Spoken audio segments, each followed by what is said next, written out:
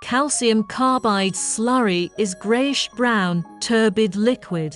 After standing, it is divided into 3 parts: the clarified liquid, the solid deposit layer, and the intermediate colloidal transition layer. The proportion of the 3 is reversible with the change of standing time and environmental conditions. Solid sediment is what we often call carbide waste slag. Calcium carbide slag ball press maintenance. Mainly pay attention to the following aspects. First, the newly installed wheel is easy to loose.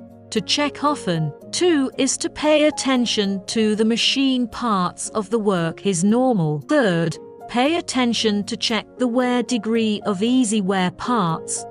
Pay attention to replace warm parts at any time. Fourth, when the temperature of bearing oil rises, we should stop immediately to check the reasons for removal. Fifth, if there is impact sound when the rotating gear is running, it should be stopped immediately and removed.